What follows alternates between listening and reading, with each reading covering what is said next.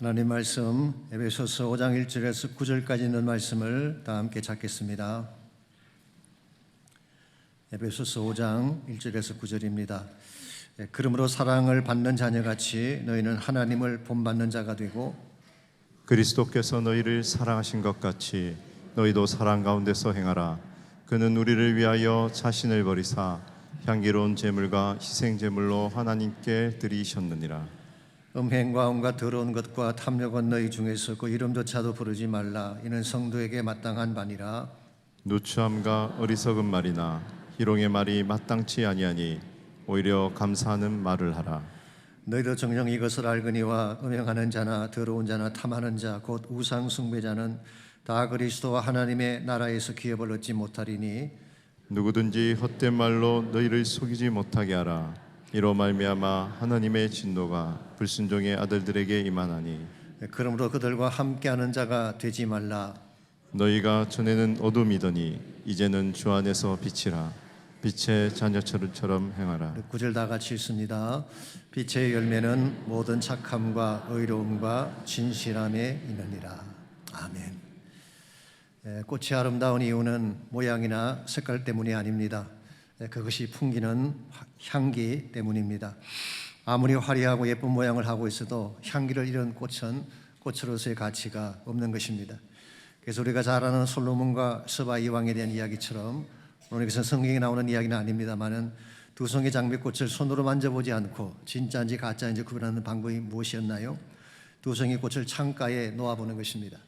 그때 벌이 와서 앉으면 그 꽃이 진짜요, 벌이 앉지 않는 꽃이 가짜인 것입니다. 왜냐하면 벌은 꽃의 모양을 보고 오는 것이 아니라 꽃의 향기를 맡고 오는 것이기 때문입니다. 우리 인생도 마찬가지입니다. 우리가 외모를 아무리 잘 꾸미고 화려하게 차려입어도 삶에서 향기가 나지 않는다면 그 사람의 인생은 선한 영향을 끼칠 수가 없습니다. 그러나 비록 외모는 초라할지라도 삶에서 풍겨나는 향기가 아름답다면 수많은 사람들에게 감동을 주게 되는 것입니다. 저는 그 비근한 예로 테레사 수녀를 들고 싶습니다.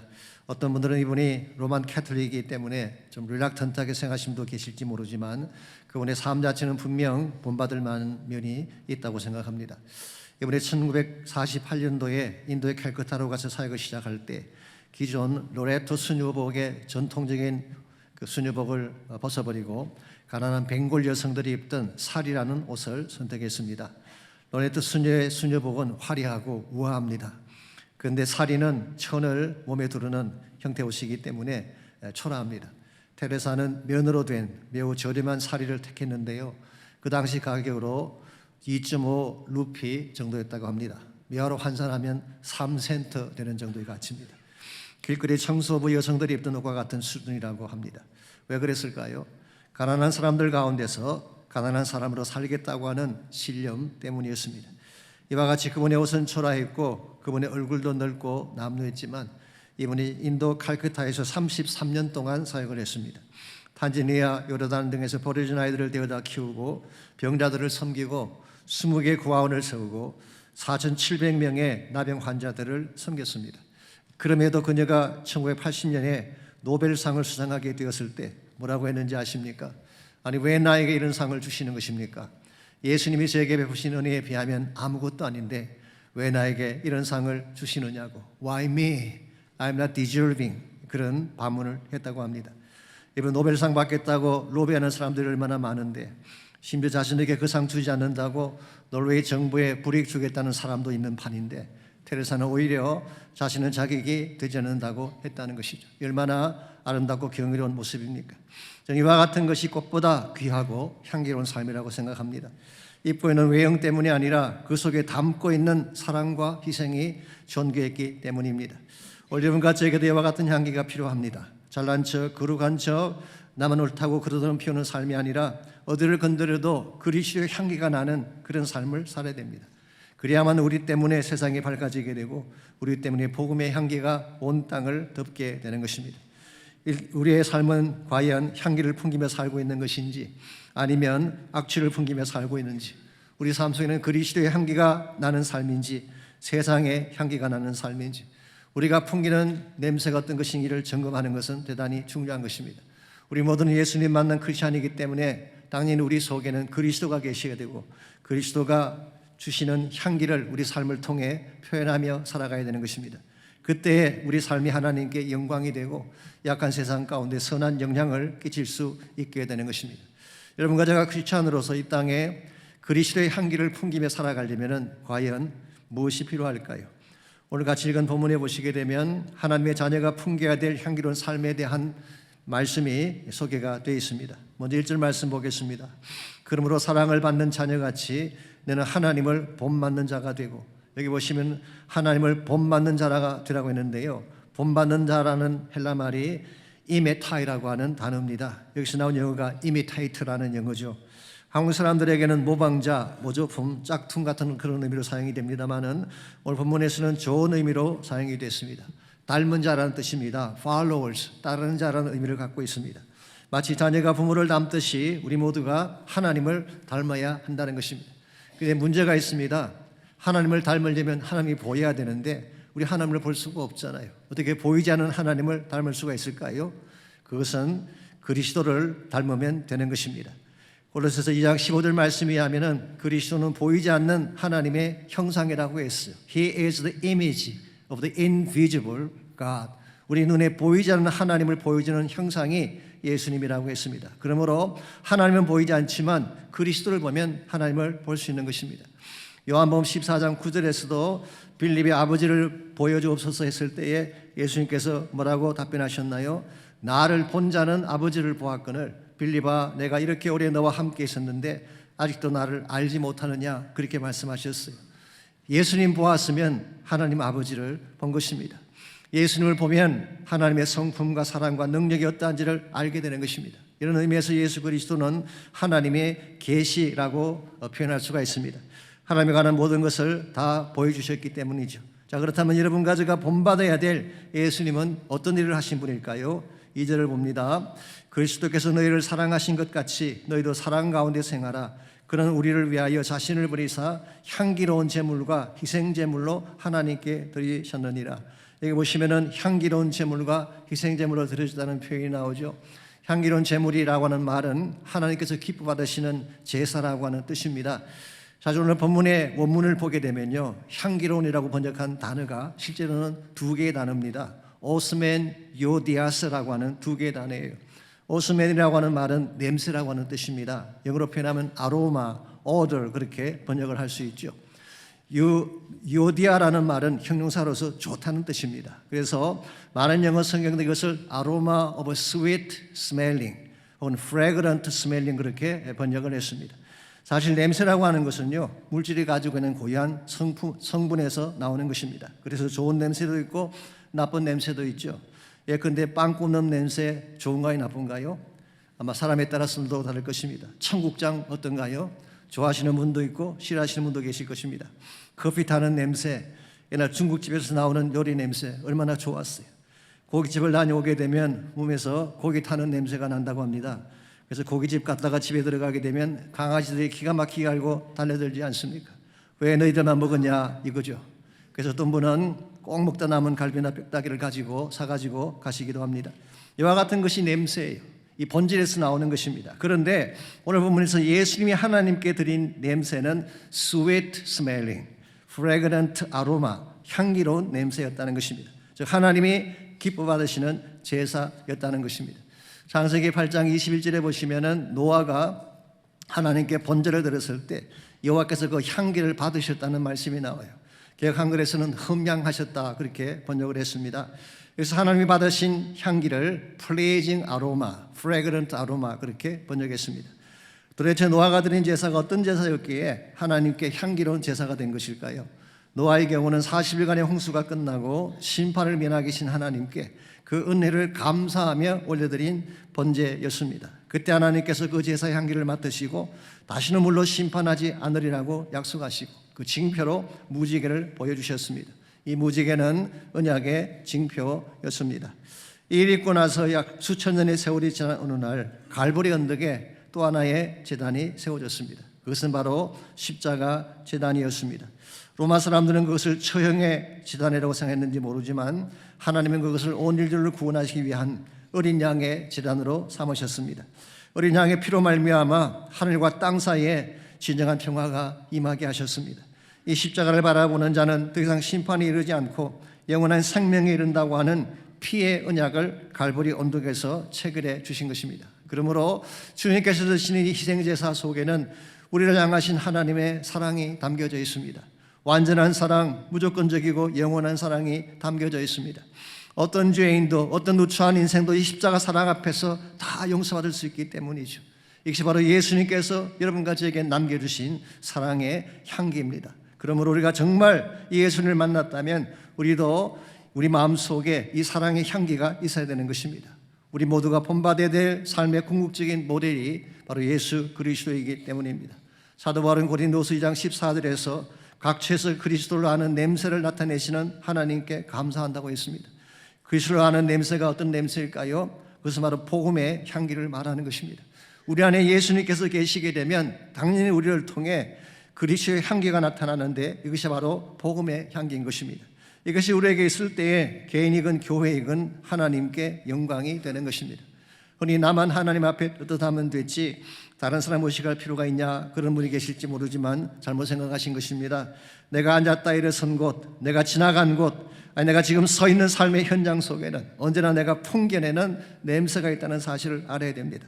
그것이 아름다울 때 선한 영향력을 끼치며 살 수 있지만 혹시 악취가 된다면 나쁜 영향을 끼치게 되는 것입니다. 이런 면에서 내 삶의 현장에서 남기는 냄새가 어떤 것인가를 점검하는 것은 대단히 중요한 것입니다.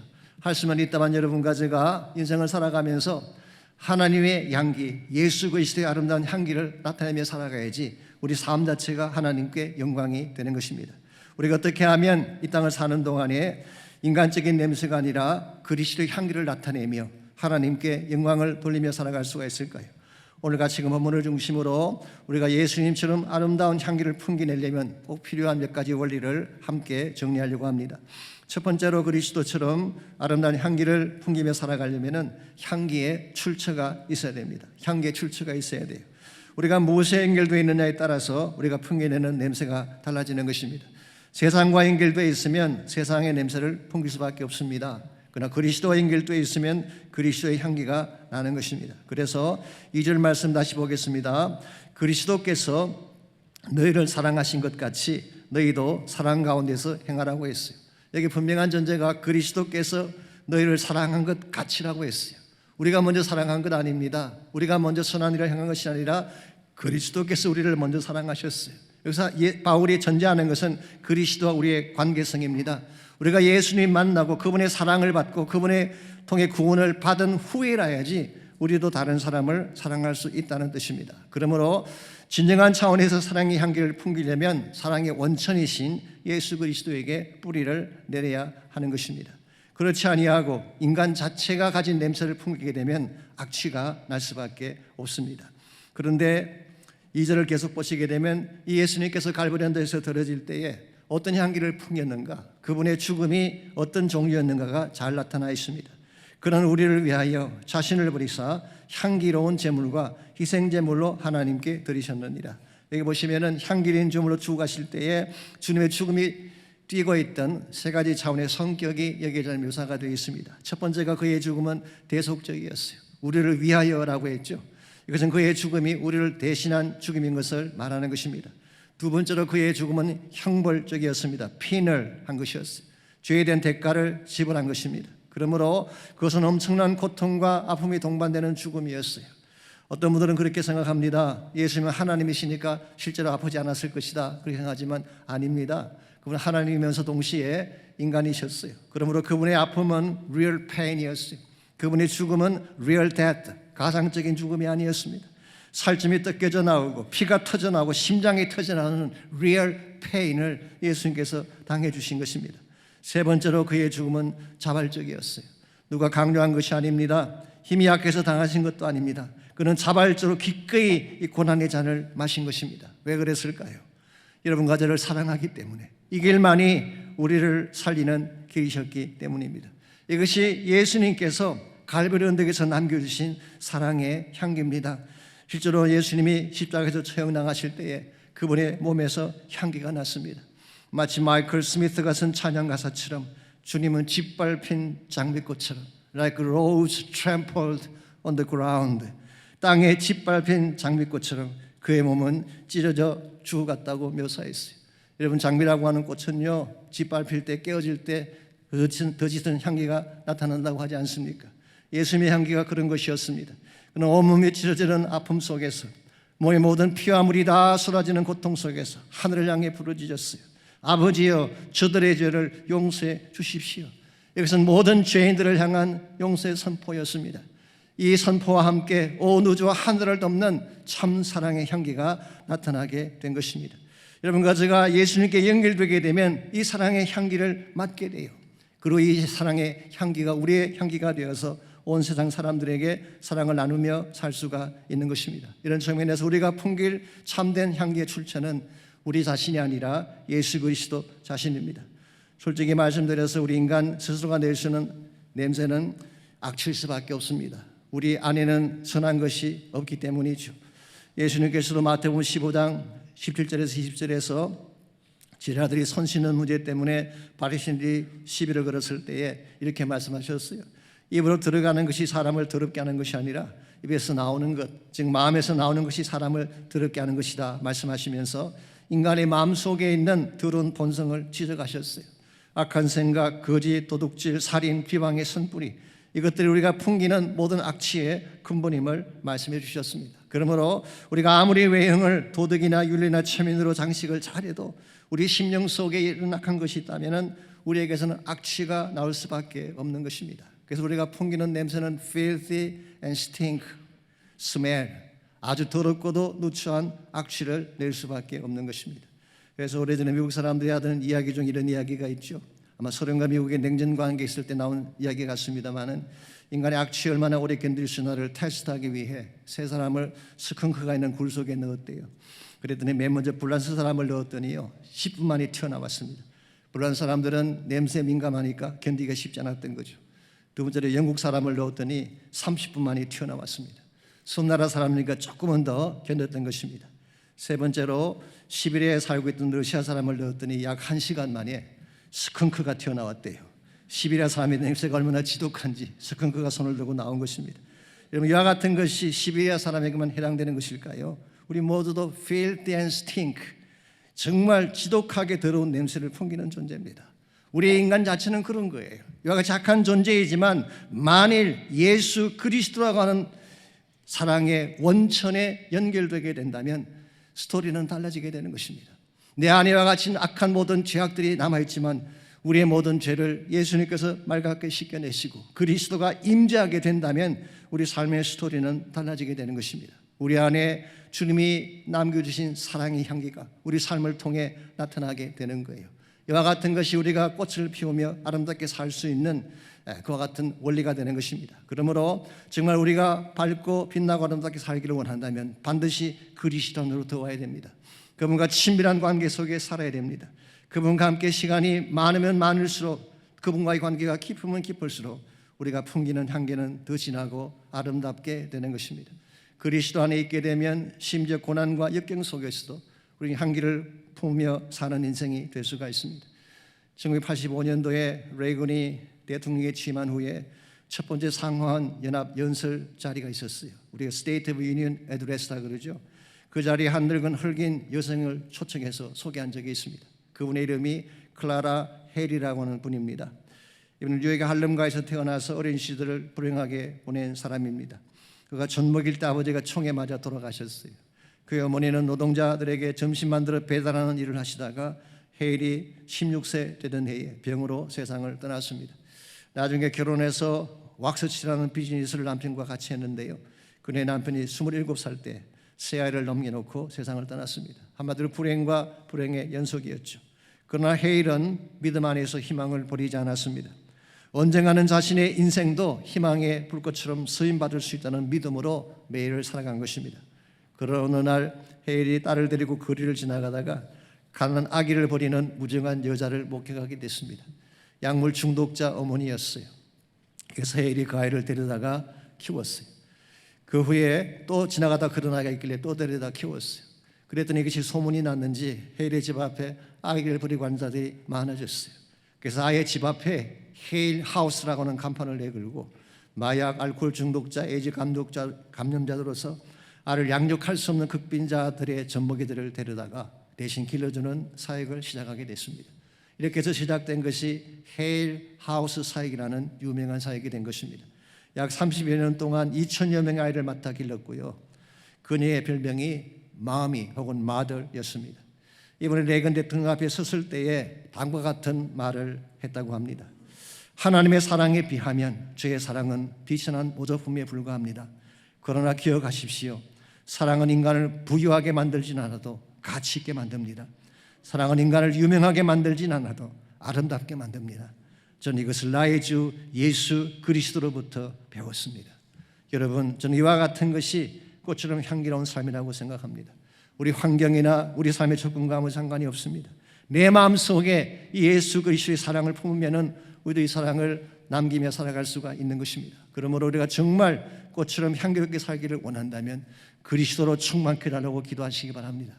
그분의 마음과 심장을 나에게 심어달라고 기도하시기 바랍니다. 우리가 그분으로 가득 차게 되면 무슨 일을 당하든 향기를 품으며 살 수가 있는 것입니다.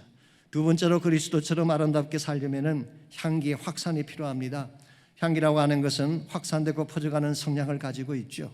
그러므로 나를 통해 향기가 퍼져가게 하려면 내가 먼저 향기를 전달하기에 합당한 도구가 되어야 하는 것입니다. 3절과 4절을 보겠습니다. 맹강과 더러운 것과 탐욕은 너희 중에서 그 이름조차도 부르지 말라. 이는 성도에게 마땅한 바니라. 맹과 더러운 것, 탐욕이라고 하는 것은 우리가 추구해야 될 삶의 덕목이 아니다 그런 뜻입니다. 이것은 세상에 속한 것입니다. 그렇기 때문에 5절을 잠깐 보시면은 이와 같은 것을 행하는 자를 우상 숭배자라고 했죠. 즉 하나님 없는 사람의 삶이다 그런 뜻입니다. 그래서 이런 자들은 하나님의 나라를 기업으로 얻지 못하는 것입니다. 이와 같이 세상 사람들의 모습을 소개한 후에 여러분과 제가 추구해야 될 참된 추구의 내용을 4절이 소개하고 있습니다. 누추함과 어리석은 말이나 희롱의 말이 마땅치 않으니 오히려 감사하는 말을 하라고 했습니다. 누추한 말이라고 하는 것은 쌍스러운 말을 말합니다. 어리석은 말, foolish한 말, 근거도 없는 가십 같은 말을 의미한다고 합니다. 희롱의 말은 지나친 농담 같은 것을 말하죠. 이와 같은 랭귀지는 세상 사람들이 나누는 언어입니다. 이와 같은 언어는 크리스천들에게는 마땅하지 않다고 하고 있어요. 크리스천답지 않은 랭귀지다 그런 뜻입니다. 그러므로 이와 같은 언어를 계속 쓰게 되면 향기가 나지 않습니다. 듣는 사람이 불편해지고 어색해지는 것입니다. 그렇다면 여러분과 저는 이와 같은 언어 대신 어떤 말을 해야 할까요? 4절의 마지막 부분을 보십시오. 오히려 감사하는 말을 하라고 했어요. 여기 감사하는 말이라고 하는 것은 단순히 감사를 의미하는 것만은 아닙니다. 그보다 더 깊은 의미를 담고 있어요. 참된 축복이 담긴 언어를 말하는 것입니다. 헬라말로 감사하는 말이라고 하는 것이 유카리스티아라고 하는 단어인데요. 사실 두 단어의 합성입니다. 유라고 하는 말은 헬라말에서 좋다는 뜻입니다. good. 카리스라고 하는 말은 은혜란 말이에요. 그러므로 이 말을 직역하게 되면 참 좋은 은혜의 말 그런 뜻을 가지고 있습니다. 그러므로 이것은 하나님의 은혜에 근거해서 축복된 은혜를 나누는 그런 은혜를 말하는 것입니다. 동일한 단어가 요한복음 6장 11절에서도 사용이 됐습니다. 예수님께서 오병이의 기적을 행하실 때 하신 말씀입니다. 예수께서 떡을 가져 축사하신 후에 앉아있는 자들에게 나눠주시고 물고기도 그들의 원대로 주시니라. 여기 보시게 되면 예수님께서는 떡을 떼는 기적을 행하기 전에 먼저 축사하셨어요. 여기 사용된 축사했다는 단어가 유카리스테오라는 단어, 아까 말씀드린 유카리스티아의 동사형을 사용한 것입니다. 예수님께서는 기적을 행하시기 전에 먼저 하나님을 향해 축복을 선포한 것입니다. 이것이 기적의 물꼬를 턴 거예요. 그 결과 그 척박한 베스다 광야가 축복의 식탁으로 변화되게 하는 것입니다. 이와 같이 하늘을 여는 언어, 그래서 하늘의 축복과 은혜를 쏟아지게 하는 언어가 바로 유카리스티아, 감사의 말이라는 것입니다. 이 언어가 가는 곳마다 행복의 향기가 터져나오게 되어 있습니다. 그러므로 우리 삶을 정말 향기롭게 하려면 우리의 말이 바뀌어야 됩니다. 할 수 없다, 죽겠다, 못 살겠다, 그만두자 이런 말은 우리에게 향기를 내는 말이 아닙니다. 될 것도 안 되는 것입니다. 그런데 감사합니다, 축복합니다, 사랑합니다, 믿습니다. 주님 안에서 능치 못할 일이 어디 있겠습니까? 할 수 있습니다. 아멘. 이런 언어들은 우리의 삶을 진짜 값지게 아름답게 만드는 것입니다. 언어를 공부하시는 분은 아시겠지만 우리 사피어 워프라고 하는 가설이 있습니다. 이 벤자민 워프와 에드워드 스피라는 학자들이 주장한 가설입니다만은 언어가 사고의 틀을 결정한다라고 하는 그런 이론입니다. 이 말이라고 하는 것은 단순한 의사소통의 수단이 아니라 우리 사고 자체를 지배한다는 것입니다. 그래서 축복의 말을 하면 우리 의식 구조가 축복된 구조로 변하게 됩니다. 그래서 축복의 말을 하면 할수록 우리 삶의 구조, 의식 구조가 축복의 구조로 변하기 때문에 실제로 축복의 사건이 일어나는 것입니다. 근데 반대로 저주나 부정적인 말을 하게 되면 그것이 내 사고의 틀을 지배해서 모든 것이 부정적으로 저주스럽게 전개가 되는 것입니다. 그러므로 우리 말이 가지고 있는 이 파워가 굉장히 중요하다는 거예요. 실제로 출애굽한 이스라엘 백성들의 모습 보게 되면요, 그들은 광야를 지나가면서 계속 하나님을 원망하고 죽겠다고 불평을 했지 않습니까? 그들이 약 40년 동안 하나님 원망하고 죽겠다고 불평했더니 하나님 뭐라고 하셨는지 아세요? 민수기 14장 28절 29절에 보게 되면 너희 말이 내 귀에 들린 대로 내가 너에게 행하리니 너희 시체가 광야에 엎드러질 것이다. 너희들이 죽겠다고 말했지 그 말이 나에게 들린다. 너희들이 말한 그대로 너희들에게 행하여 주겠다. 너희 시체가 광야에 다 엎드러질 것이다. 주님 그렇게 말씀하셨어요. 실제로 그렇게 됐습니다. 출애굽한 1세대 중에 여호수아와 갈렙만 제외하고 다 광야에서 죽고 말았잖아요. 그들이 말한 그대로 된 것입니다. 그러므로 말은 굉장히 중요한 것입니다. 여러분 정말 축복되게 살고 싶다면 축복의 말을 하시기 바랍니다. 정말 기적 같은 삶을 살고 싶다면 무슨 일을 당하든 믿음의 말을 하시기 바랍니다. 아니 믿음의 선포를 하시기 바랍니다. 그러면 말한 그대로 이루어지는 것입니다. 믿음의 선포 뒤에는 하나님이 계시기 때문에 그렇습니다.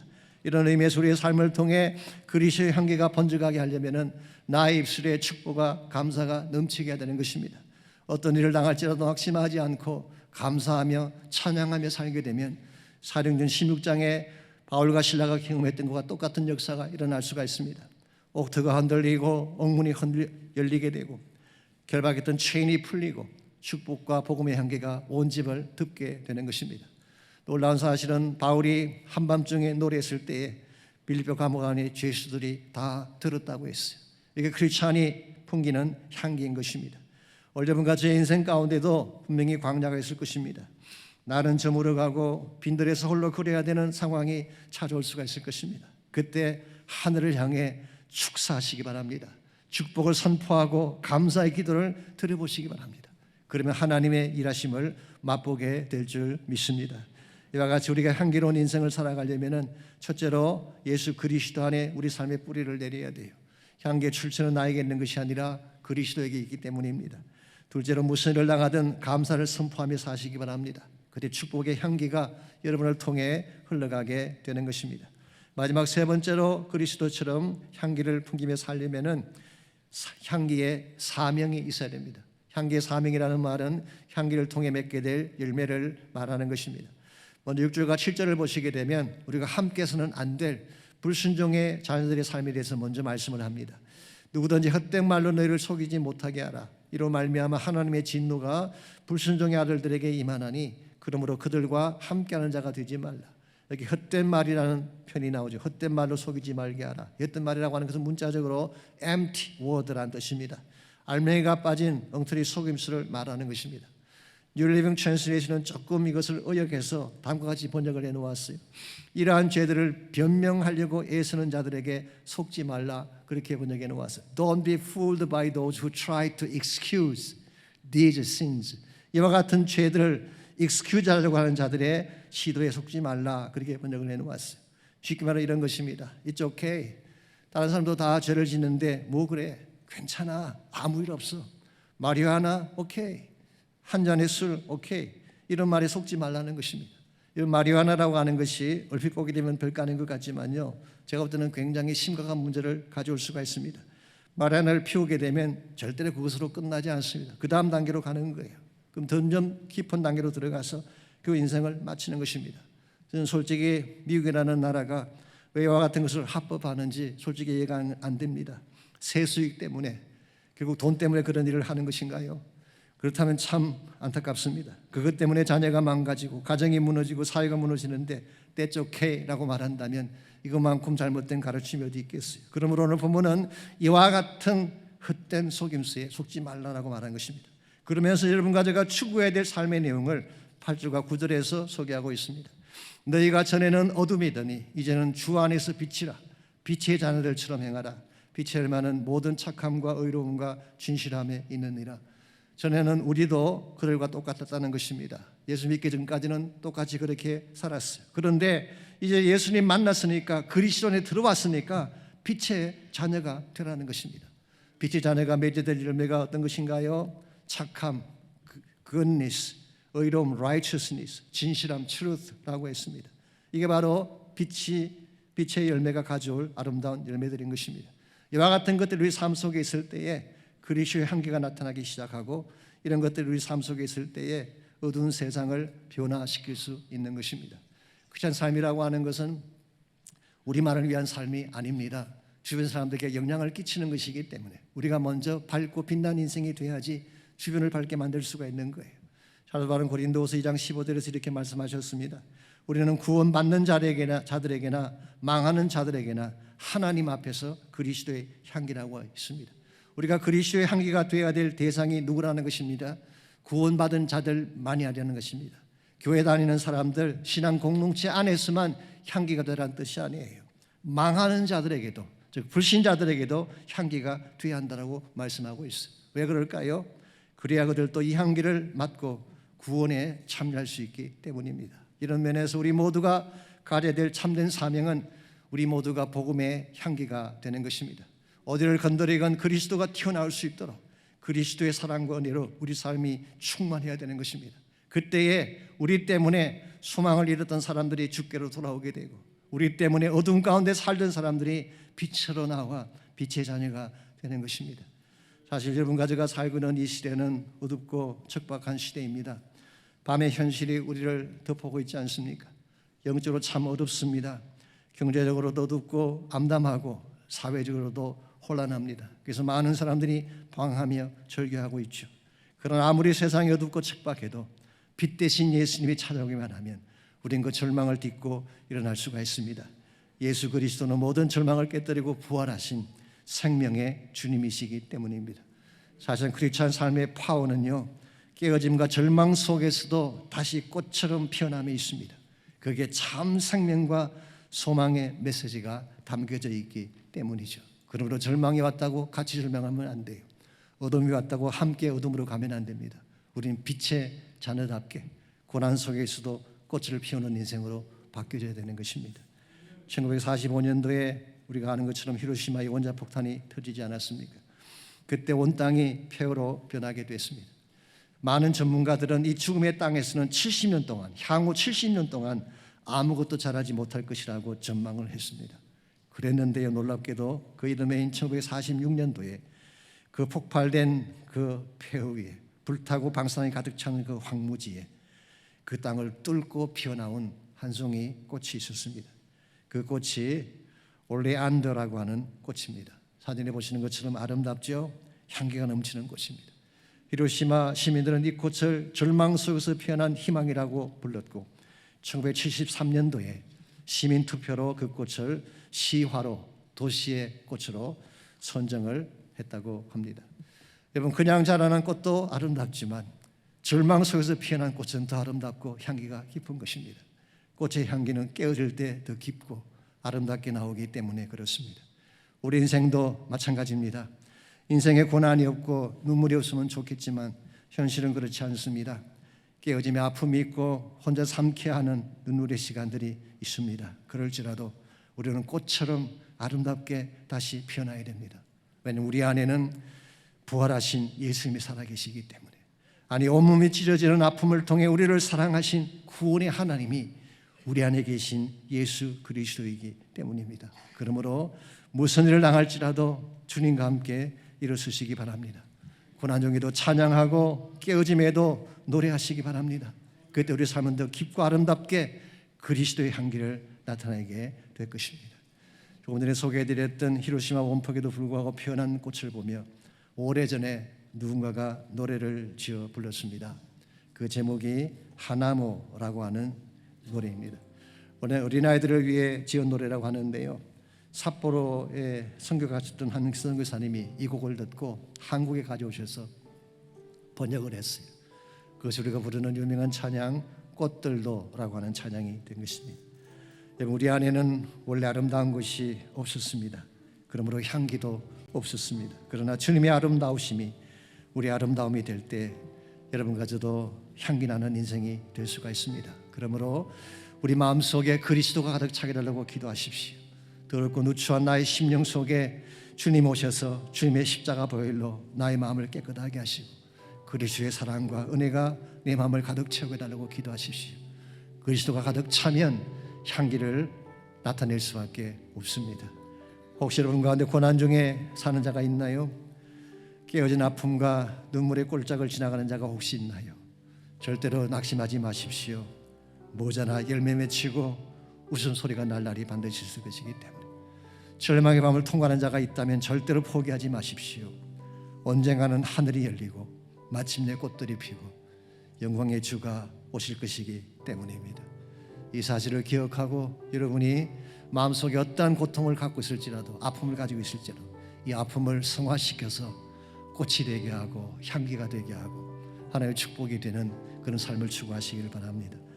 이제 함께 이 찬양 함께 부르고 우리 기도하고 마치려고 합니다. 우리 꽃들도라고 하는 찬양 함께 부르겠습니다.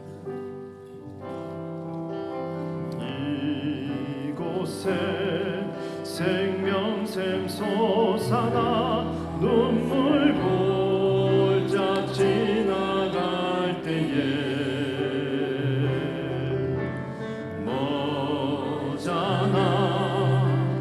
열매 맺히고 웃음소리 넘쳐나리라.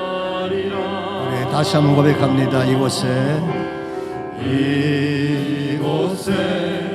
생명샘 솟아나 눈물 골짝 지나갈 때에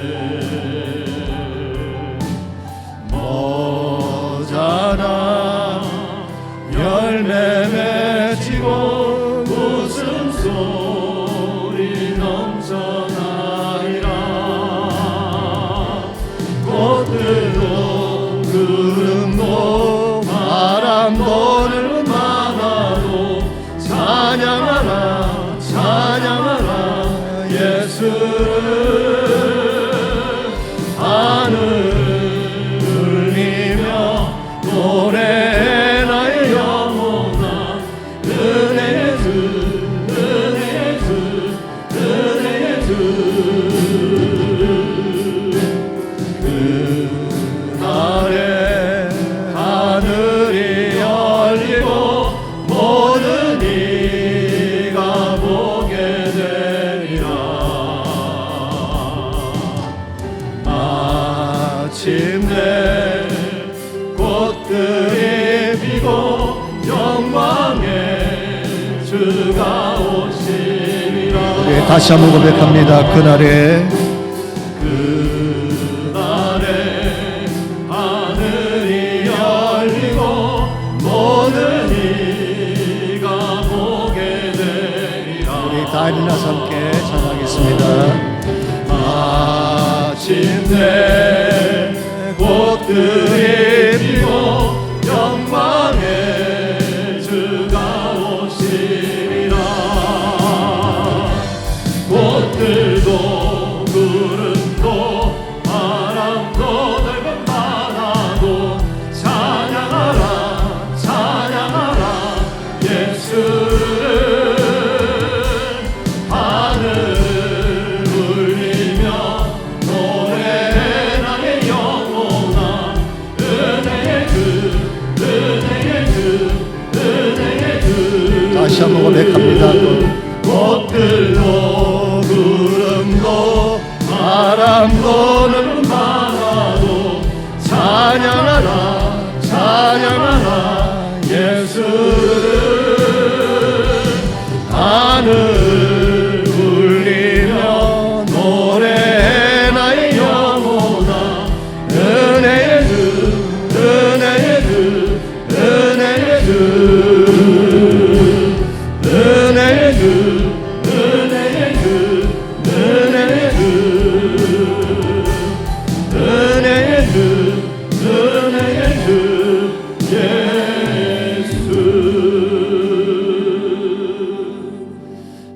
감사합니다. 우리 약한 10년 가운데에 예수님께서 임재하셔서 우리 모든 사악한 마음들을 깨끗하게 토려내시고 예수 그리스도의 향기로 충만케 하시는 것을 감사합니다. 우리 힘으로 살 수 없음을 고백합니다. 인간의 노력만으로 승리할 수 없음을 고백합니다. 내 안에 살아계신 예수님, 부활하신 예수님, 죽음의 절망마저도 깨뜨리고 꽃같이 피어난 그 예수님이 내 삶의 주인이 되어 주시옵고 나의 생명의 능력이 되어 주셔서 힘들고 어렵지만 예수님 때문에 승리하고 예수님 때문에 향기를 풍기고 예수님 때문에 아름다움을 선포하며 살아가는 저희 모두 되게 하여 주시옵소서. 이제는 우리 구주 예수 그리스도의 은혜와 하나님 아버지의 무한하신 사랑과 성령님의 충만한 임재하심이 예배를 마치고 돌아가는 모든 성도 한 분 한 분에게 그들의 가정과 삶의 터전과 자녀들과 자손들 위해 이제로부터 항상 함께 해주시기를 예수 그리스도의 이름으로 간절히 축원하옵나이다.